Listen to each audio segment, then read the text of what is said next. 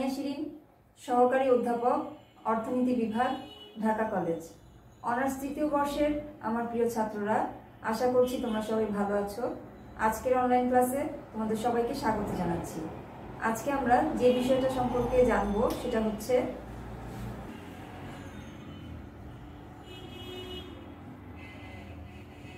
Harris ও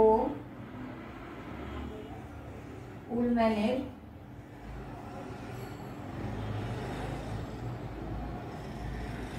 বহুকেন্দ্রিক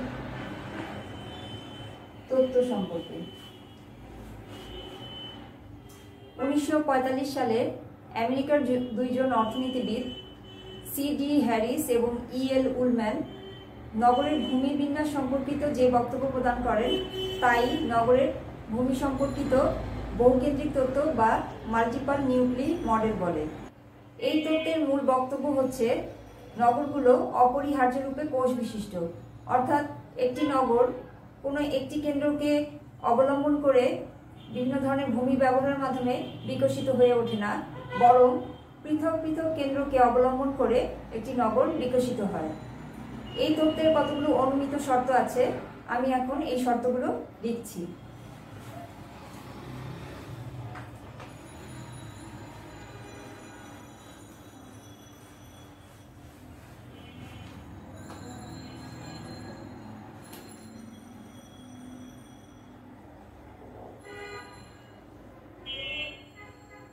অনুমিত শর্ত।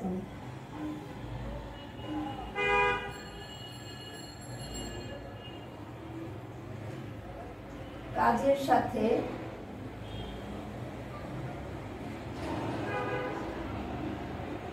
উপকরণের সংশ্লিষ্টতা আছে।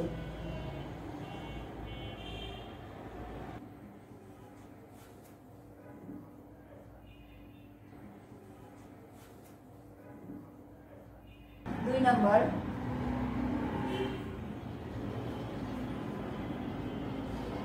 অর্থনৈতিক প্রতিষ্ঠান ও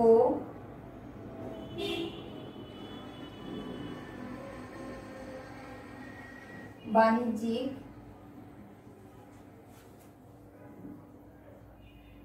কার্যালয়ের সহাবস্থান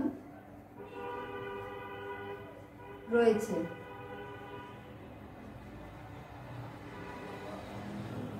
তিন নম্বর, ভারী শিল্প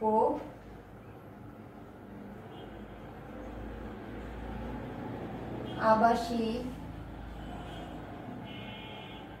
এলাকার বাইরে থাকবে।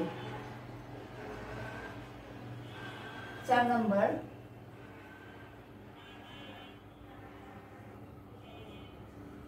ভূমির খাজনা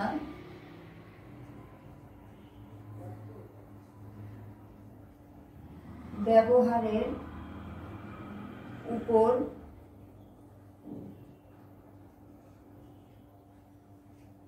নির্ভর করে।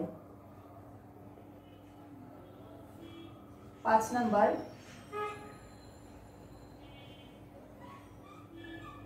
ভূমির খাজনা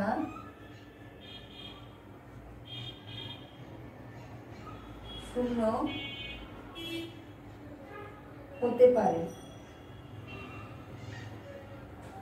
6 নম্বর, ভিন্ন অর্থনৈতিক কর্মকাণ্ড বিচ্ছিন্নভাবে গড়ে ওঠে।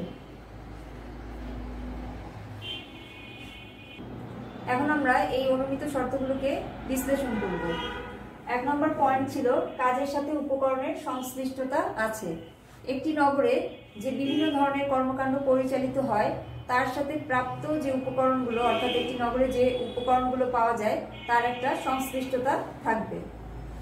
2 নম্বর পয়েন্ট, অর্থনৈতিক প্রতিষ্ঠান ও বাণিজ্যিক কার্যালয়ের সহাবস্থান রয়েছে। অর্থনৈতিক যে বিভিন্ন প্রতিষ্ঠানগুলো তার সাথে বাণিজ্যিক প্রতিষ্ঠানগুলো একই সাথে অবস্থান করবে। 3 নম্বর পয়েন্ট, ভারী শিল্প আবাসিক এলাকার বাইরে থাকবে। ভারী যে শিল্প প্রতিষ্ঠানগুলো অর্থাৎ এই ধরনের যে শিল্পাঞ্চল তা অবশ্যই আবাসিক এলাকা থেকে দূরে থাকবে বা বাইরে থাকবে। 4 নম্বর পয়েন্ট, ভূমির খাজনা ব্যবহারের উপর নির্ভর করে। নগরের ভূমির যে খাজনা তা নির্ভর করবে তার ব্যবহারের উপর। যে এলাকার ভূমি বেশি ব্যবহৃত হবে সেখানকার খাজনাটা বেশি হবে, এবং যে এলাকার ভূমি কম ব্যবহৃত হবে তার খাজনাটা অপেক্ষাকৃত কম হবে। 5 নম্বর পয়েন্ট, ভূমির খাজনা শূন্য হতে পারে। এখানে যে জিনিসটা বলা হয়েছে তা হচ্ছে যে এলাকার ভূমি মোটামুটি ব্যবহৃত হবেই না সে এলাকার ভূমির খাজনাটা শূন্য হতে পারবে। 6 নম্বর পয়েন্ট হচ্ছে, ভিন্ন অর্থনৈতিক কর্মকাণ্ড বিচ্ছিন্নভাবে গড়ে ওঠে।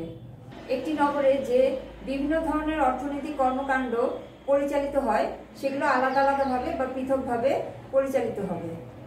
এই হচ্ছে আমাদের অনুমিত শর্তগুলো। এখন আমরা এই তথ্যের চিত্রভিত্তিক বিশ্লেষণে চলে যাব। আমি প্রথমে চিত্রটি আঁকছি।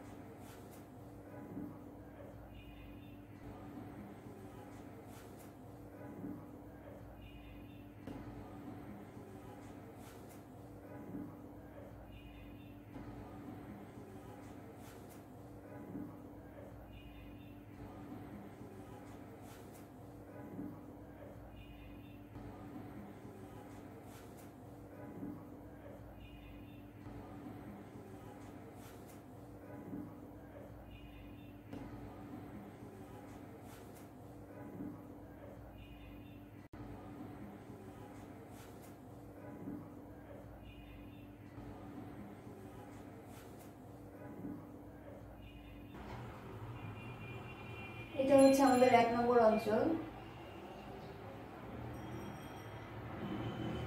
এটা 3 নম্বর, এটাও 3 নম্বর অঞ্চল, এটাও আমাদের 3 নম্বর অঞ্চল, এটা 2 নম্বর অঞ্চল, এটা 4 নম্বর অঞ্চল, এটা 7 নম্বর অঞ্চল, এটা 5 নম্বর অঞ্চল, এটা হচ্ছে আমাদের 6 নম্বর অঞ্চল, এটা 9 নম্বর, এটা 8 নম্বর অঞ্চল। তাহলে এখন আমরা এগুলো একটু লিখে নিচ্ছি। আমাদের 1 নম্বর অঞ্চল হচ্ছে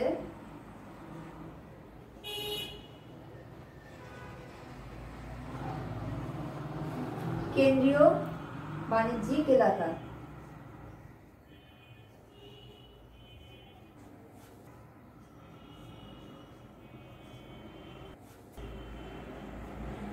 এই চিত্রে আমাদের এটা হচ্ছে আমাদের কেন্দ্রীয় বাণিজ্যিক এলাকা অর্থাৎ 1 নম্বর অঞ্চল। 2 নং অঞ্চল হচ্ছে পাইকারি ও হালকা প্রস্তুতকারী শিল্প।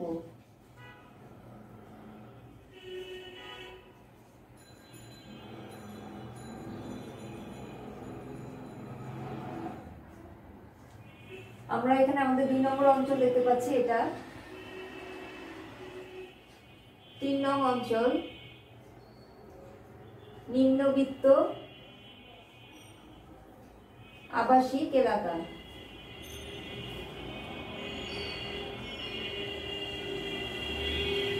আমরা চিত্রে 3টা জায়গায় দেখতে পাচ্ছি যে আমাদের নিম্নবিত্ত আবাসিক এলাকা অবস্থিত। 4 নং অঞ্চল হচ্ছে মধ্যবিত্ত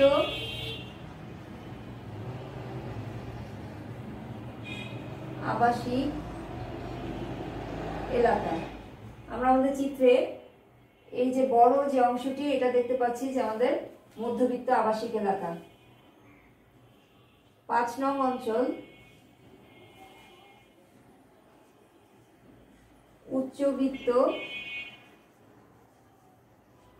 আবাসিক এলাকা। আমরা চিত্রে এই যে অংশটা, যেটা বেশ খানিকটা দূরে, সেটা হচ্ছে আমাদের উচ্চবিত্ত আবাসিক এলাকা। 6 নং অঞ্চল হচ্ছে ভারী শিল্প প্রস্তুতকারী এলাকা। এখানে আমরা চিত্রে দেখতে পাচ্ছি যে এই অংশটি হচ্ছে আমাদের ভারী শিল্প প্রস্তুতকারী এলাকা। 7 নং অঞ্চল হচ্ছে বহিস্থ বাণিজ্যিক এলাকা।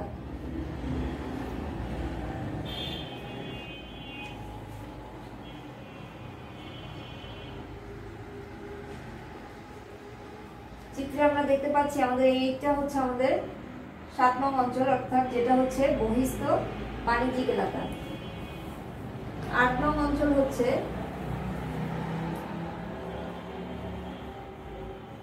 আবাসিক শহরতলি। চিত্রে আমরা দেখতে পাচ্ছি আমাদের এটা হচ্ছে 8 নং অঞ্চল, যেটা হচ্ছে আবাসিক শহরতলি। 9 নং অঞ্চল হচ্ছে শিল্প সংক্রান্ত শহরতলি।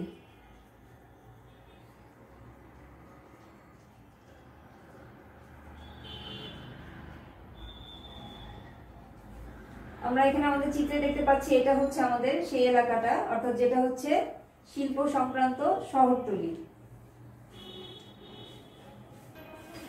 এখন আমরা এই অঞ্চল বিভাজনের বিশ্লেষণে চলে যাচ্ছি। আমাদের 1 নম্বর অঞ্চল হচ্ছে কেন্দ্রীয় বাণিজ্যিক এলাকা। আমরা এখানে আমাদের চিত্রে দেখতে পাচ্ছি যে এটি এখানে অবস্থিত। একটি নগরের মূল কেন্দ্রবিন্দু হচ্ছে এই কেন্দ্রীয় বাণিজ্যিক এলাকা। একটি নগর এই এলাকাকে কেন্দ্র করেই বিকশিত হতে থাকে। আমরা এর আগের যে তথ্য দুটো পড়েছি সেখানেও আমরা দেখেছি যে মূলত কেন্দ্রীয় বাণিজ্যিক এলাকাকে কেন্দ্র করেই নগর বিকশিত হতে থাকে। এই এলাকায় বিভিন্ন আর্থিক প্রতিষ্ঠান, ব্যাংক, বীমা এই প্রতিষ্ঠানগুলোর কার্যালয় অবস্থিত থাকে। একটি নগরের মূল প্রাণ কেন্দ্রই হচ্ছে এই এলাকা। আমাদের 2 নম্বর হচ্ছে পাইকারি ও হালকা প্রস্তুতকারী শিল্প।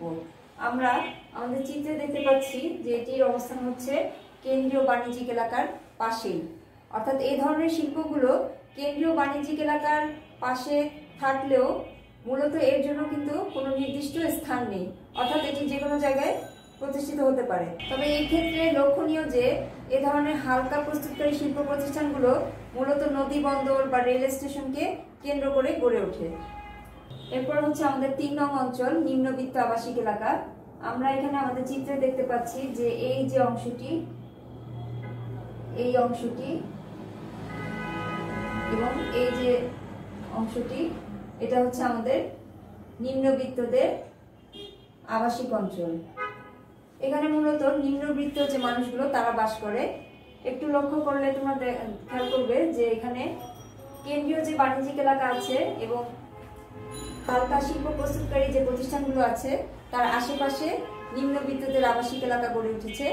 এর কারণ হচ্ছে যে এই যে শিল্প প্রতিষ্ঠানগুলো বা এই যে কেন্দ্রীয় বাণিজ্যিক এলাকায় যে প্রতিষ্ঠানগুলো আছে সেখানে শ্রমিক হিসেবে যারা কাজ করে তারাই মূলত এই এলাকায় থাকে। এই এলাকাটি উচ্চবিত্তের যে আবাসিক এলাকা সেটা থেকে অনেক দূরে অবস্থিত। এরপর হচ্ছে আমাদের 4 নং অঞ্চল মধ্যবিত্তের আবাসিক এলাকা। আমাদের মধ্যবিত্তের আবাসিক এলাকা হচ্ছে এটি। এখানে আমরা দেখতে পাচ্ছি যে এটা আমাদের নিম্নবিত্তের যে আবাসিক এলাকা সেটা থেকে কিছুটা দূরে অবস্থিত, এবং এই যে মধ্যবিত্তের আবাসিক এলাকা এখানে যাতায়াত বা যোগাযোগের পর্যাপ্ত সুবিধা আছে। এছাড়াও এই এলাকায় মোটামুটি সব ধরনের সুযোগ সুবিধা থাকে, যার ফলে মানুষ এখানে ভালোভাবে বসবাস করতে পারে।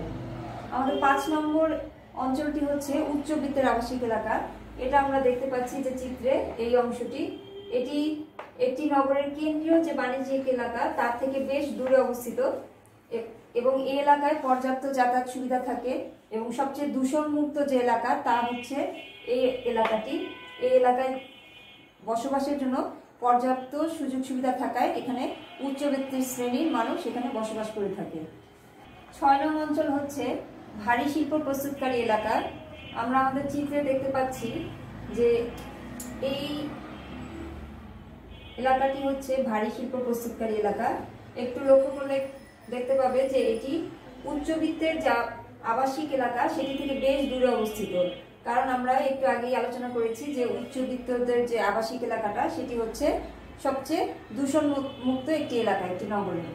তাহলে এই যে এলাকাটা, এই এলাকায় পর্যাপ্ত যাতায়াত ব্যবস্থা থাকতে হবে, যাতে ভারী শিল্প প্রস্তুতকারী যে প্রতিষ্ঠানগুলো তারা তাদের পণ্য খুব সহজেই একটি নগরের বিভিন্ন স্থানে যাতে পৌঁছে দিতে পারে। আমাদের 7 নং অঞ্চলটি হচ্ছে বহিস্থ বাণিজ্যিক এলাকা।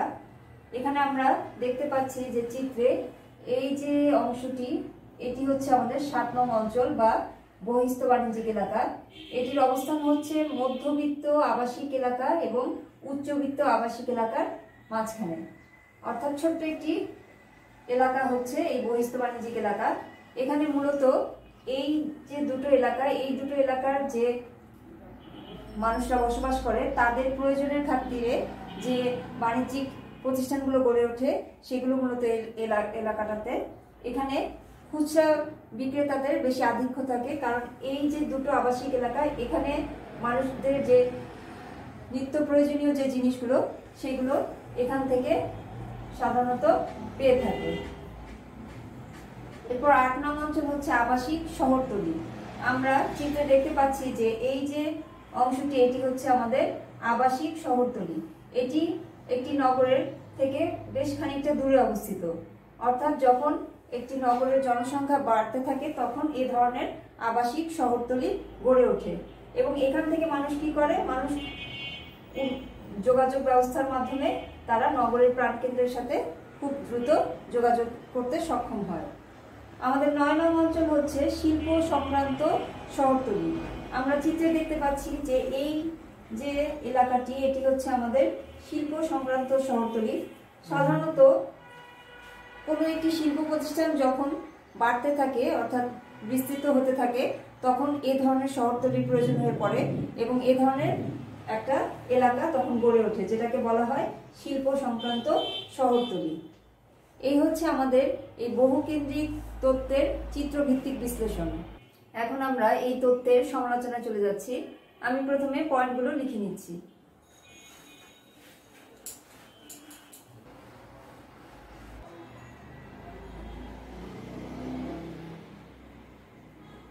সমালোচনা। 1 নম্বর পয়েন্ট, জটিলতা। 2 নম্বর পয়েন্ট, অস্পষ্ট। 3 নম্বর পয়েন্ট, দূরত্বের ব্যবধান।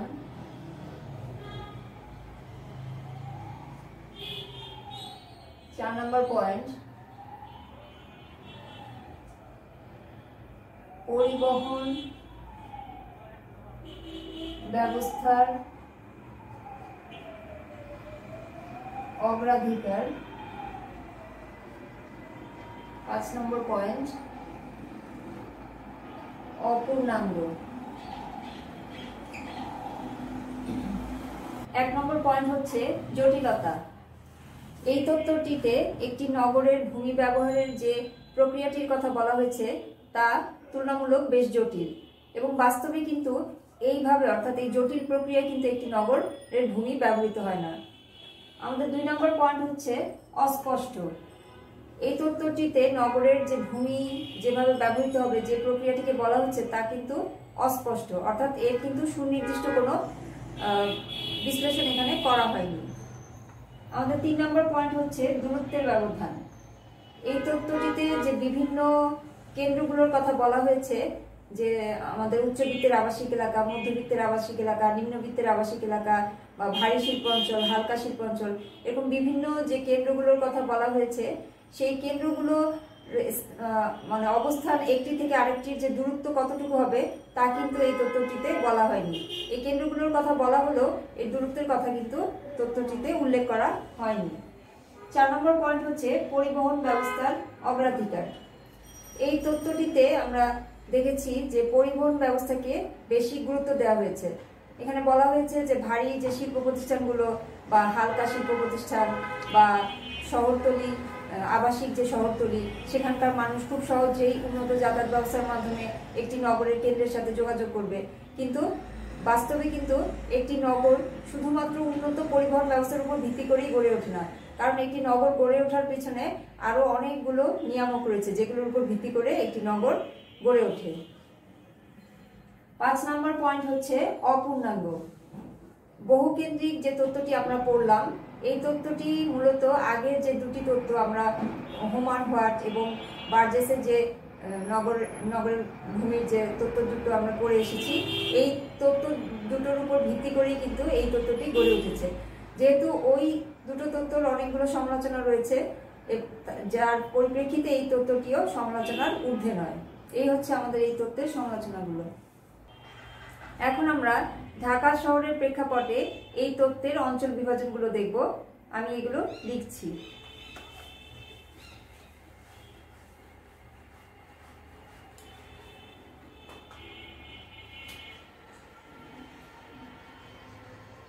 এক নম্বর,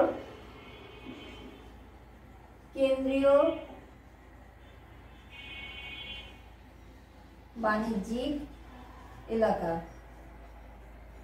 আমরা যদি আমাদের ঢাকা শহরের কথা চিন্তা করি, তাহলে আমরা বলতে পারি যে আমাদের মতিঝিল, নিউ মার্কেট,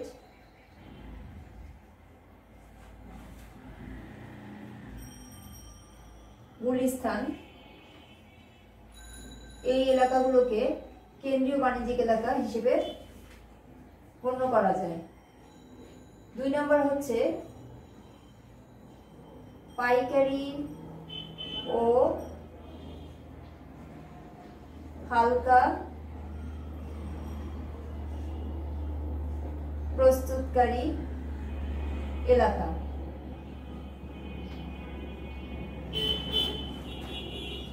ঢাকা শহরের প্রেক্ষাপটে হাজারীবাগ, জিঞ্জিরা, যাত্রাবাড়ি, এই এলাকাগুলোকে আমরা হালকা প্রস্তুতকারী এলাকা হিসেবে বলতে পারি। 3 নম্বর হচ্ছে নিম্নবিত্ত আবাসিক এলাকা।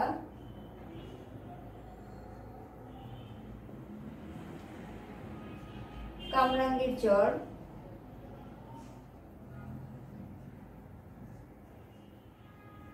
এই এলাকাটিতে আমরা বলতে পারি যে নিম্নবিত্তের আবাসিক এলাকা। 4 নম্বর হচ্ছে মধ্যবিত্ত আবাসিক এলাকা। ঢাকা শহরের প্রেক্ষাপটে মিরপুর, মগবাজার,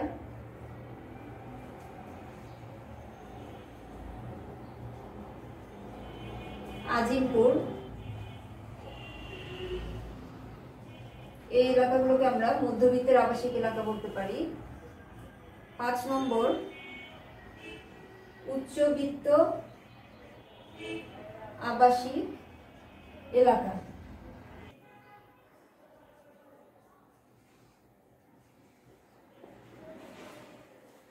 গুলশান, বাড়িধারা,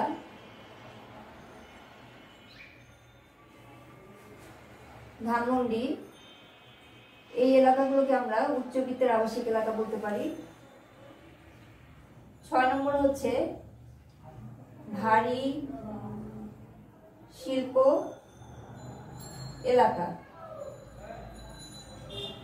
ভারী শিল্প এলাকা বলতে আমরা তেজগাঁও, পুরাতন বিমানবন্দর এলাকাকে বলতে পারি।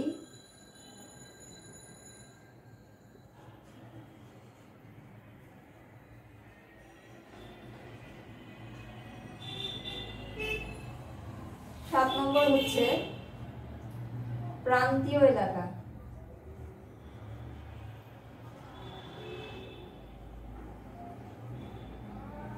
প্রান্তীয় এলাকা বলতে আমরা কেরানীগঞ্জ,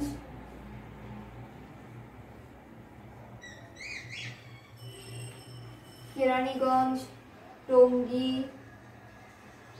সাভার, এই এলাকাগুলোকে আমরা প্রান্তীয় এলাকা বলতে পারি। 8 নম্বর হচ্ছে আবাসিক শহরতলি।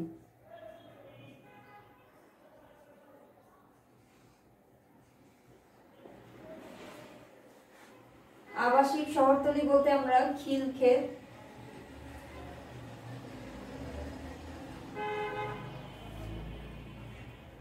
ফতুল্লা, এই এলাকাগুলোকে আমরা আবাসিক শহরতলি বলতে পারি। 9 নম্বর হচ্ছে আমাদের শিল্প সংক্রান্ত শহরতলি। ঢাকা শহরের প্রেক্ষাপটে আমরা শিল্প সংক্রান্ত শহরতলি বলতে হাজারীবাগ, গাজীপুর, এই এলাকাগুলোকে আমরা শিল্প সংক্রান্ত শহরতলি বলতে পারি। এই হচ্ছে আমাদের হ্যারিস উলম্যানের বহুকেন্দ্রিক মডেলটির ঢাকা শহরের প্রেক্ষাপটে এর অঞ্চল বিভাজন। আশা করছি যে তোমরা এই তথ্যটি বুঝতে পেরেছো। আজকে এই পর্যন্তই। আগামী ক্লাস দেখার জন্য সবাইকে আমন্ত্রণ রইল। ধন্যবাদ সবাইকে।